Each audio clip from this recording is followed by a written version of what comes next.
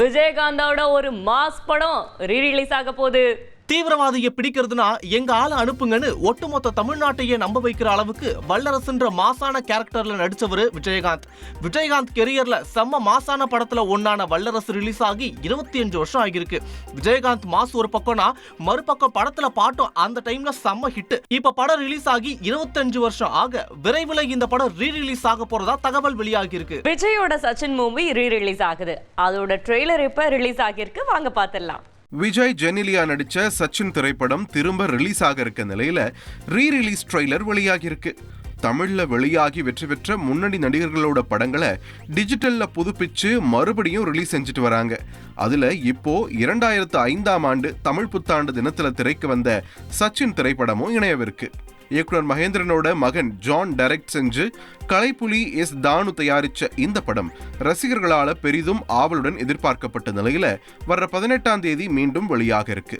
இந்த நிலையில படத்தோட ரீரிலீஸ் ட்ரெய்லரை படக்குழு இப்போ வெளியிட்டிருக்காங்க. சூரியோட மாமன் படத்துக்கு ரிலீஸ் டேட் குறிச்சிட்டாங்க. விலங்கு என்ற செம்ம வெப் சீரிஸை உருவாக்கின பிரசாந்த் அடுத்ததா சூரி, ஐஸ்வர்யா லட்சுமி, ராஜ்கிரணை வச்சு மாமன் படத்தை இயக்கிட்டு வர. இதுல பெரும்பாலான காட்சி படமாக்கி முடிச்சிட்ட நிலையில தமிழ் புத்தாண்டு தினத்துல படத்தோட ரிலீஸ் தேதியை அறிவிச்சிருக்காங்க. படம் மே 16ஆம் தேதி ரிலீஸ் ஆக போகுது. ஜான்வி கபூர் தமிழ் புத்தாண்டு வாழ்த்து சொல்லிருக்காங்க. அதோட வீடியோவை பார்த்துடலாமா? மறைந்த நடிகை ஸ்ரீதேவியோட மகளான ஜான்வி கபூர் தமிழ்ல புத்தாண்டு வாழ்த்து தெரிவிச்சு வீடியோ வெளியிட்டிருக்காங்க. தமிழ்ல முன்னணி நடிகையாக வலம் வந்த மறைந்த நடிகை ஸ்ரீதேவி தமிழ், தெலுங்கு சினிமால ஜோடி போட்டு நடிக்காத நடிகர்களே இல்லைன்னு சொல்ற அளவுக்கு எல்லா முன்னணி நடிகர்களோடவும் நடிச்சிருக்காங்க.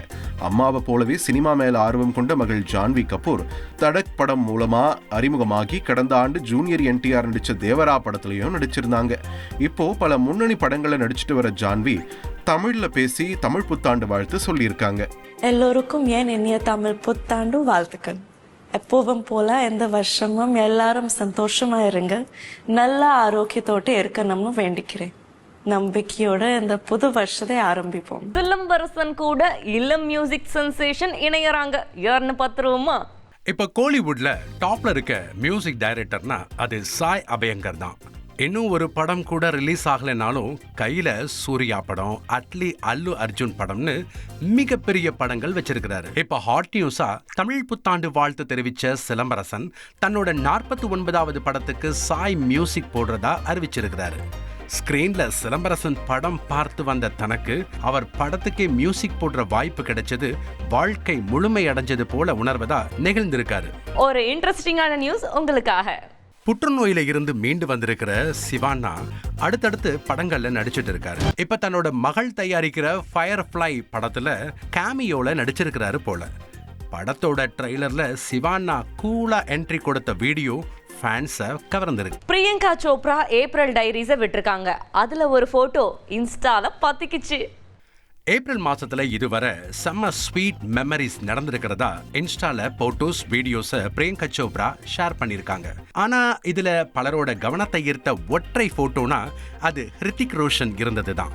பிரியங்கா தன்னோட கணவர் நிக் ஜோனஸோட இருக்க, ஹிருத்திக் தன்னோட காதலியா கூறப்படுற சபா இருந்தது ஃபேன்ஸை கவர்ந்திருக்கு.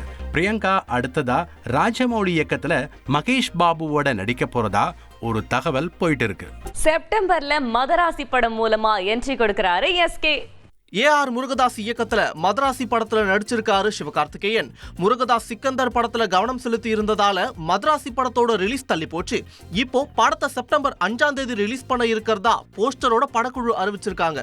KGF 2 ரிலீஸ் ஆகி 3 வருஷம் ஆயிடுச்சு. அதுக்காக ஒரு ஸ்பெஷல் வீடியோவை விட்டுருக்காங்க, வாங்க பார்க்கலாம். 2022 ஏப்ரல் 14ஆம் தேதி மிகப்பெரிய எதிர்பார்ப்போட வந்து பிரம்மாண்ட வெற்றியை பெற்றுச்சு KGF 2. இது மட்டும் இல்ல, வசூல்ல இந்திய சினிமாவில அதிக வசூலிட்டிய பட லிஸ்ட்ல டாப் 5ல இருந்துட்டு வருது. அஜித்தோட பர்த்டே ட்ரீட்டா வீரம் படம் ரீரிலீஸ் ஆக போகுது. மே 1ஆம் தேதி அஜித்குமார் பிறந்தநாள் கொண்டாட இருக்க, அவரோட ரசிகர்களை மகிழ்விக்கிற மாதிரி வீரம் படம் ரீரிலீஸ் ஆக போகுதுன்னு அறிவிச்சிருக்காங்க. இதுக்கான ட்ரெய்லரையும் வெளியிட்டிருக்காங்க. CSKல ஒரு இளம் வீரருக்கு சான்ஸ் கொடுத்திருக்காங்க.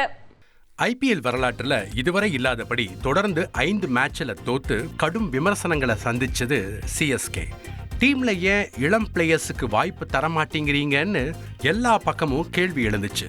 இது CSK மேனேஜ்மெண்ட்டுக்கு கேட்டுருச்சு போல. கான்வேக்கு பதிலா 20 வயசான ஷேக் ரசீதுக்கு வாய்ப்பு கொடுத்தாங்க. ஆந்திரா பிளேயரான ஷேக் ரசீத் ஒரு பக்கம் உள்ளூர் போட்டியில சிறப்பா விளையாட, மறுபக்கம் 2023 இருந்து சிஎஸ்கேல பயணிச்சுட்டு வராரு. கடைசியா அவருக்கு வாய்ப்பு வந்திருக்கு. கருண் நாயரை கொண்டாடி தீர்க்கறாங்க. ஐபிஎல்ல மும்பைக்கு எதிரான போட்டியில டெல்லி தோத்தாலும் அதிரடி இன்னிங்ஸ் மூலமா சோசியல் மீடியால கருண் நாயரை பத்தி தான் அதிகம் பேசினாங்க. இந்திய டீம்ல இருந்து ஓரங்கட்டப்பட்ட சமயத்துல dear cricket give me one சான்ஸ்னு போட்டாரு கருண். அதுக்கப்புறம் ரஞ்சி கோப்பை, விஜய் ஹசாரேல ரன் வேட்டை நடத்தின கருண் மும்பை மேட்ச்ல ஒரே ஆளா கிட்டத்தட்ட முடிக்க பார்த்தாரு. 40 பந்துல 5 6 12 4ஓட 89 ரன் அடிச்சாரு. இதை பார்த்து கருண் நாயர் ஃபேன்ஸ் புகழ்ந்துட்டு வர, இனிமேலாவது கருணை இந்திய டெஸ்ட் டீமுக்குள்ள கூட்டிட்டு வாங்கன்னு கிரிக்கெட் உலகம் கருத்து சொல்லிட்டு வருது.